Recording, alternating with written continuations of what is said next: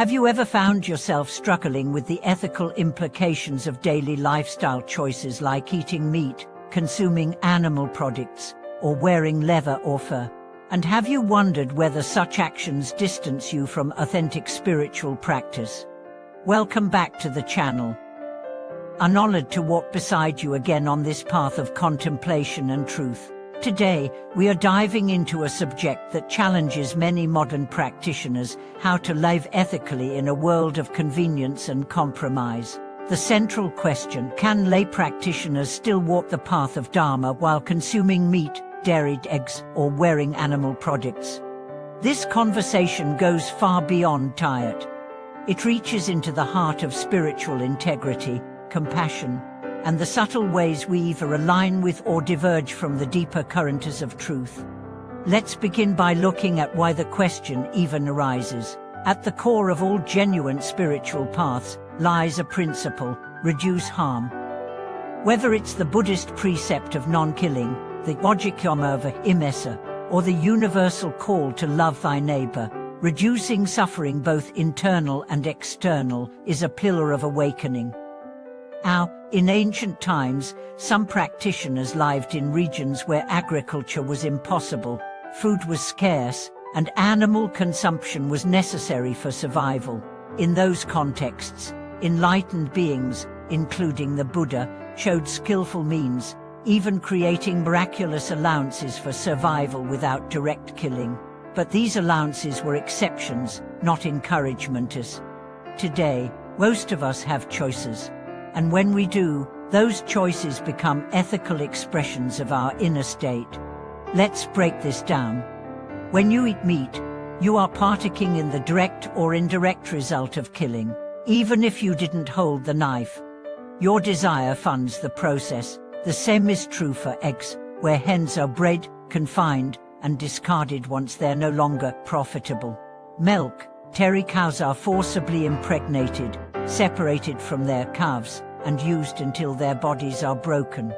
Leather and fur are byproducts of immense suffering, often involving torture, fear, and painful deaths. Is this compatible with a path based on compassion? Let's ask a deeper question: what is compassion if it doesn't extend to the voiceless, to those who cannot beg for mercy, who suffer out of our sight and out of our minds? Is compassion only for humans? Or does it embrace all beings, as ancient texts so often urge?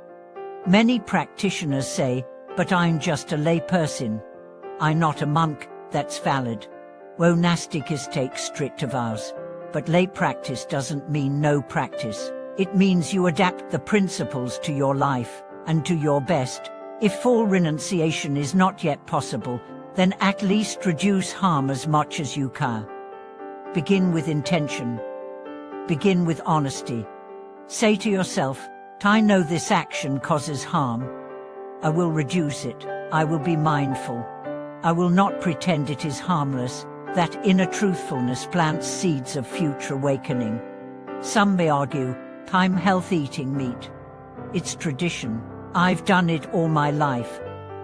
And that's understandable. But spiritual growth often requires questioning tradition. Progress does not come by clinging to comfort.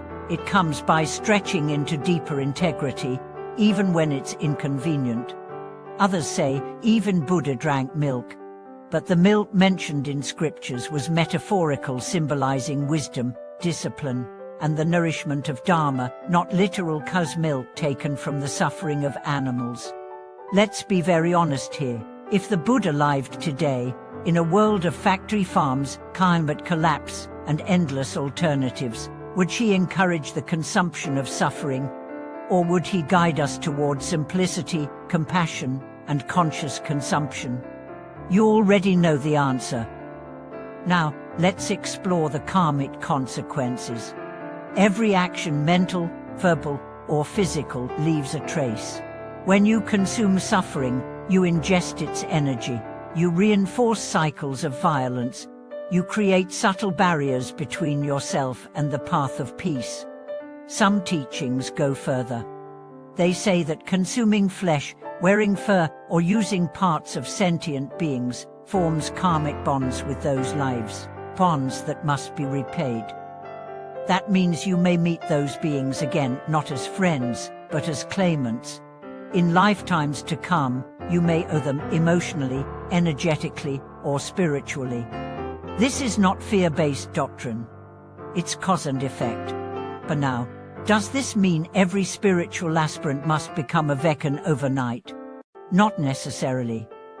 The path honors sincerity over performance. If you can't let go of everything now, then begin with mindfulness. Eat less meat.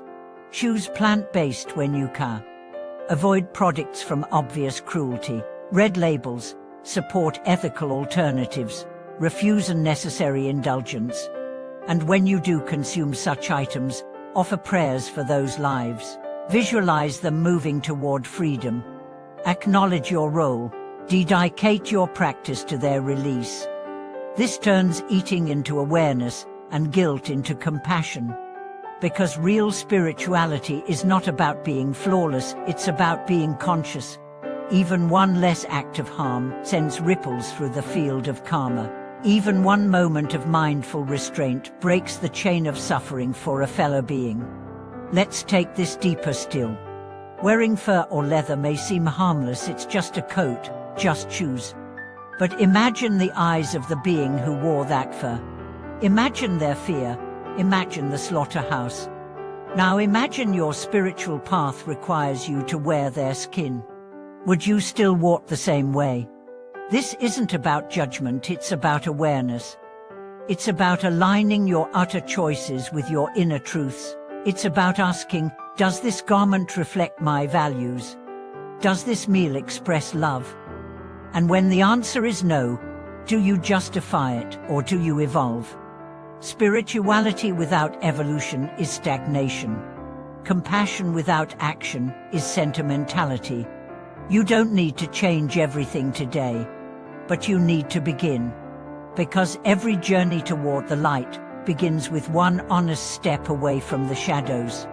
So here is your invitation. Look into your kitchen. Look into your closet. Look into your habits. Ask yourself, where am I supporting suffering? Where can I do better? Then make one change, then another. Let love lead you. Soon, you'll find that the weight you once carried begins to lift, the clarity you once longed for begins to shine, and your practice deepens not through rituals, but through congruence, through living what you believe. Thank you so much for watching this video. If this conversation touched your heart, please share your reflections in the comments. Are you struggling with these choices? What changes have you made, or what's holding you back? Please like, subscribe, and turn on the bell to stay connected as we continue exploring what it means to live a truly conscious life.